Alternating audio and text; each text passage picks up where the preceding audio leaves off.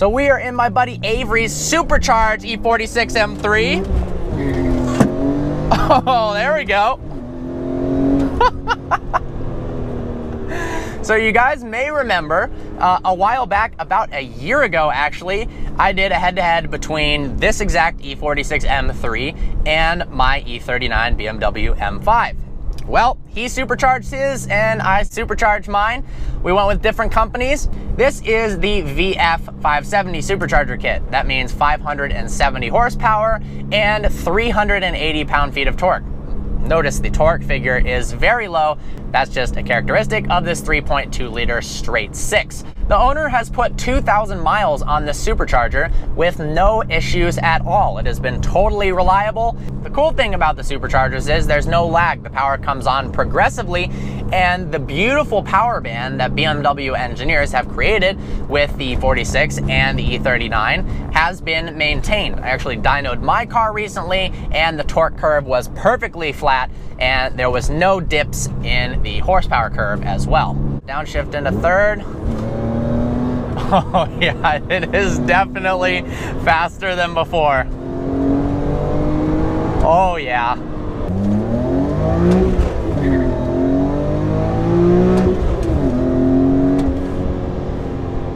My car, the E39 M5, has an ESS VT-560 supercharger kit, 560 horsepower and 460 pound-feet of torque. It's got a lot more torque than the M3. This doesn't in any way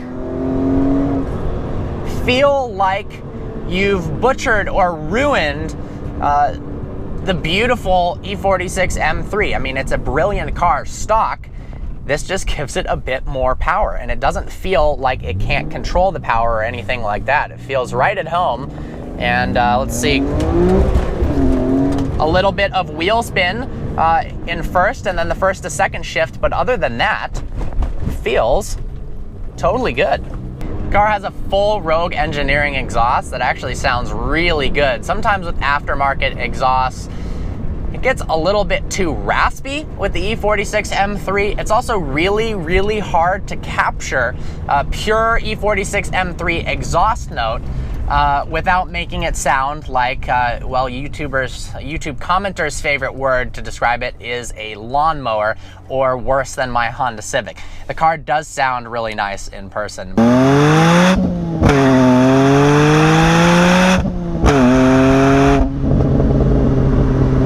Let's see what traction is like on a flat road surface in first gear. Little wheel spin, hook's pretty good on these Pilot Super Sports. Oh, damn. I don't know, I think this feels faster than the M5. This car rides so beautifully. BMW does such a great job of engineering the suspension to be both great on the road on an everyday basis, but also have minimal body roll. The roads aren't all that great in Michigan, but this handles it very, very well.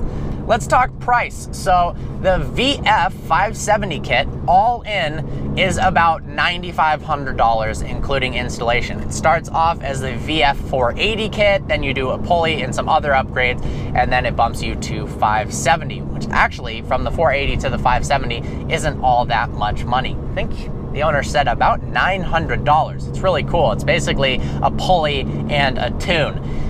The VF kit for the M3 comes with some stuff that on the M5 it doesn't. In this, we've got a high flow fuel rail and an intercooler, most importantly. So the E39, the stage 1 kit that comes with 560 horsepower, doesn't have an intercooler. If you get the stage 2 kit with over 600 horsepower, I think it's 650, you do get the intercooler. So on days like today where it is really hot, the M5 will suffer pretty badly from heat soak. It really does need that intercooler. When you pressurize air, it heats up. The issue is colder air is denser, which means you can get more air into the cylinders. So in order to do both at the same time, you have to pressurize the air and also cool it down. That's what an intercooler is helpful for. The M5 doesn't have it, so it does lose a little bit of efficiency there.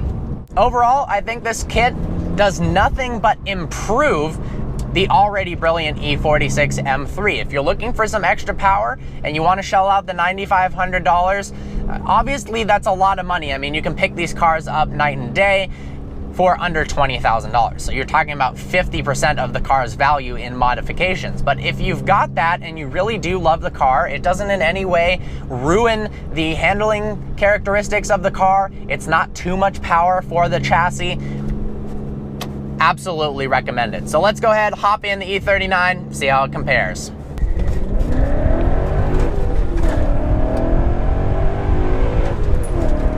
Oh, this car feels fast as well. So we're in the E39 M5. This is my car, and it has the ESS VT-560 kit on it. Installed it recently. Overall cost on this with installation is about half of the kit on the M3. And also considering you can pick up these M5s for, in general, I'd say a little bit less than the M3, overall you are getting a more powerful package.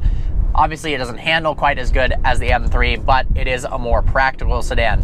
Looks, those are subjective. I think there's parts of the M5 that look better than the M3 and parts that look worse.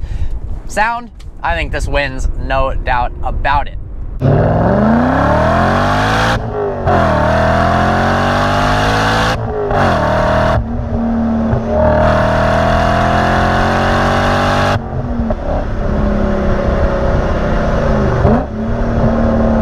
Just dynoed this car, 473 wheel horsepower and just over 400 pound-feet of torque to the wheels. So it is powerful. The things it suffers from, like I mentioned before, is it doesn't have an intercooler. So when this car heats up in hot weather, it doesn't do quite as well.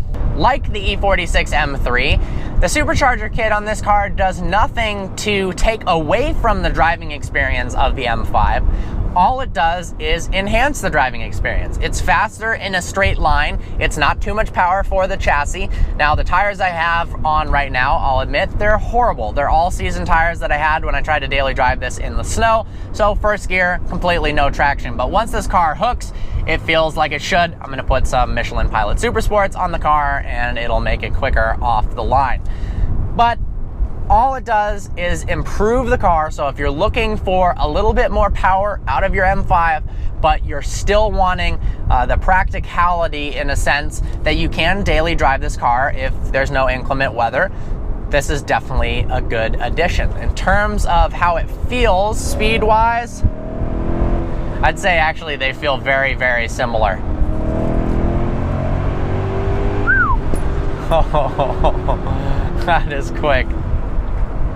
One thing I'm planning on doing with this kit is adding a 92mm pulley. It's 96 right now. You get a new pulley and a new belt, and you add instantly about 30 to 40 rear wheel horsepower. So that is a big gain, and it's less than an hour's labor, and it's not very much money at all, less than $100. So definitely a modification that needs to be done.